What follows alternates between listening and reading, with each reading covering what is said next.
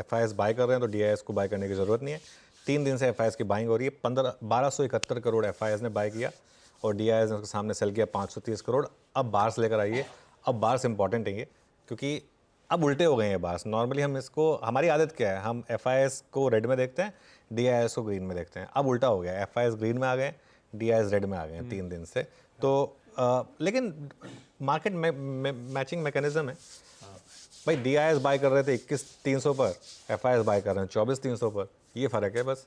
तो ज़्यादा स्मार्ट कौन हुआ? तो ये खैर ये सब चलता रहेगा। इंडेक्स फ्यूचर्स में हल्की सी सेलिंग हुई है 58 करोड़ की, लेकिन स्टॉक फ्यूचर्स में अच्छी खासी सेलिंग हुई है 3300 करोड़ की। ये भी अच्छा आंकड़ा है मेरे लिए, क्योंकि वन वे बाइंग अच्छी नहीं होती मार्केट के लिए। फ्यूचर्स में सेलिंग होनी चाहिए, फ्यूचर्स में सेलिंग होगी तभी तो शॉर्ट कवरिंग आएगी। और with in index futures bank Nifty ज़्यादा वीक है तो वहाँ ज़्यादा सेलिंग है। वैसे खैर ट्यूसडे को ज़्यादा नहीं थी, 137 करोड़ ही थी। और निफ्टी में तो थोड़ी सी बाइंग थी 29 करोड़। और अगर आप ट्रेंड देखेंगे तो ट्रेंड से एकदम अलग है। पिछले 4-5 दिन में ट्रेंड काफ़ी इंटरेस्टिंग है, लेकिन ट्यूसडे का 58 करोड़। अच्छा, उसका एक रीज़न है। ट्यूसडे को आई थिंक शायद एक दिन की छुट्टी से पहले लॉन्ग और शॉर्ट दोनों कवर हुए, सेम नंबर, 4,000 लॉन्ग कम हुए, 4,000 शॉर्ट कवर हुए। तो नेट जो मामला था वो वहीं का वहीं रहा। 3,47,000 पर हम छोड़ के गए थे, 3,47,000 पर हम अभी भी इंटैक्ट हैं। वो ग्राफ और टेबल आ जाएगा आपकी स्क्रीन पर। ये ग्राफ देखिए एकदम फ्लैट, और अब वो टेबल आ जाएगी। 3,47 पे मंडे को थे हम, 3,47 से ही ट्यूसडे को यहाँ पर बंद हुआ। जहाँ तक इंडिया विक्स और पुटकॉल रेशो की बात है, इंडिया विक्स फ्लैट था और पुटकॉल रेशो 1.25 पर आ गया, थोड़ा कूल ऑफ हो गया, ये भी अच्छी चीज़ है। तो मुझे लग रहा है अगले हफ्ते तक पुटकॉल रेशो शायद और ऊपर जाने की गुंजाइश हो। और बैन की जहाँ तक बात है, लेकिन बैन में 3 इन 3 आउट, वो फुटबॉल के सब्सटीट्यूशन होते हैं ना, 3 अलाउड होते हैं, बिल्कुल वही। बलरामपुर चीनी, पीरामल और वेदांता, ये 3 इन, और ABFRL, इंडिया सीमेंट और इंडस टावर आउट। तो बैन का भी मामला ठीक ठाक है। सेटअप को जो है न्यूट्रल टू पॉजिटिव लेकर चलेंगे। Neutral to positive setup. Globe से फिर भी अभी भी कोई दिक्कत नजर नहीं पड़ती, सब ठीक है, हैंडओवर बढ़िया है। अपना अप्रोच क्या रहेगा ये जान लिया जाए। ये डिफरेंशियल स्टॉप लॉस का रिड्यूस हो रहा है, ये ट्यूसडे सुबह भी बात हुई थी कि स्टॉप लॉस चाहें तो बदल सकते हैं, लेकिन अभी तक अपना वो ट्रेंड इंटैक्ट चल रहा है। फ्राइडे से प्रीवियस डे का SL बना हुआ है, अपन बाजार में इंटैक्ट चले जा रहे हैं। पिछली बार जैसे ही रिवॉर्ड कर रहा है बाजार, इस बार भी मूव्स में। पर ये बात सही है, कल का स्टॉप लॉस फिर पास आ गया है।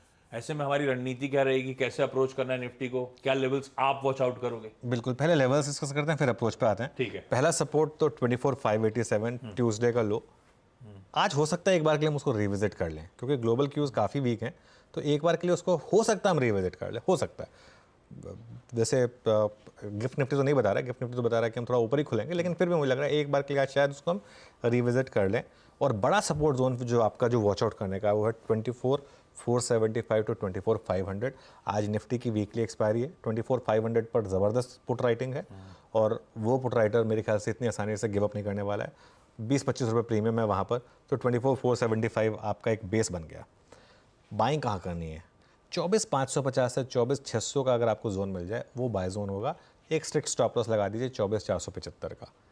पोजिशनली अगर आप कैरी कर रहे हैं तो भले ही आप अपना वो स्टॉप लॉस को 24,587 पर रखकर, अगर उस स्ट्रैटेजी को नहीं चेंज करना चाहते हैं, वो आपका व्यू है, उसको रखिए, उसमें कोई दिक्कत नहीं है, क्योंकि अगर वो लग भी गया तो भी आपने बड़ा पैसा बना लिया होगा पोजिशनली।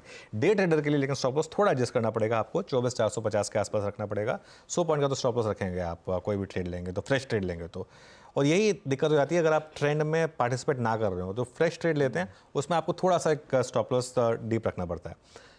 रेजिस्टेंस कहाँ मिलेगी इस ट्रेड को? 24,730 पर। कॉल राइटर्स का जो जोन है उसके हिसाब से 24,600, 650, 24,700 के जो कॉल राइटर्स हैं, 24,730 पर।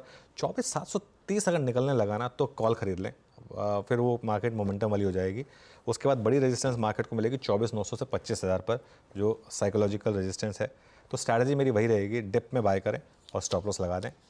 लग गया तो लग गया, लेकिन गुड चांस है कि आपको पैसा बना के देगी ये स्ट्रैटेजी। हाँ, बढ़िया चांस है, पैसा बना के देगी ये स्ट्रैटेजी। अच्छा, मंडे को मैं बता रहा था आपको, निफ्टी और निफ्टी बैंक में एग्जैक्टली 0.34% का उछाल था। ट्यूसडे को एग्जैक्ट ऊपर नीचे थे, 0.11% निफ्टी चढ़ा था तो 0.11% निफ्टी बैंक गिर रहा था। खैर, इस पॉकेट से अपन दूर हैं, लेकिन फिर भी क्या दिख रहा है, कब सुधरेगा मूड? क्या अप्रोच होगा? देखिए निफ्टी बैंक पर 10 दिन से मेरा क्या व्यू रहा है, छोड़ दीजिए इसको। हाँ, क्योंकि निफ्टी आउट परफॉर्म कर रहा है, उस पॉकेट पे ही फोकस एग्जैक्टली जरूरी थोड़ा ना, मतलब क्या डॉक्टर ने नहीं कहा ना कि निफ्टी बैंक में पैसा बनाना ही बनाना है। फेजेस आते हैं निफ्टी बैंक के, जब फेज़ आएगा ना, मैं आपको बता रहा हूँ, एक फेज़ वो भी आएगा जिसमें मैं कहूँगा सिर्फ निफ्टी बैंक चेस करिए। अभी वो फेज़ नहीं है, अभी निफ्टी बैंक से दूर है। निफ्टी बैंक में ऑप्शन राइटर्स ने बहुत पैसा बनाया है, अभी उनका टाइम चल रहा है, मोमेंटम नहीं है यहाँ पर। जब तक मोमेंटम ना आए उसको अवॉइड करिए। अच्छा ऐसा भी नहीं कि गिर रहा है, मतलब ये भी नहीं है या तो गिर जाए भाई, वो भी नहीं हो रहा है, चल नहीं रहा है लेकिन गिर भी नहीं रहा है, वो लिक्विड ऑक्सीजन वाली बात है। तो 51,800 या 53,000 क्लोजिंग लेवल पर जब तक ये ना दिखे आपको बैंक निफ्टी में कोई ट्रेड नहीं है, तब तक बैंक निफ्टी को सिर्फ और सिर्फ इंट्राडे ट्रेड करें और इस रेंज को ट्रेड करें। देखिए ट्यूसडे को भी हमारी उस रेंज को बैंक निफ्टी ने बिल्कुल बखूबी रिस्पेक्ट किया।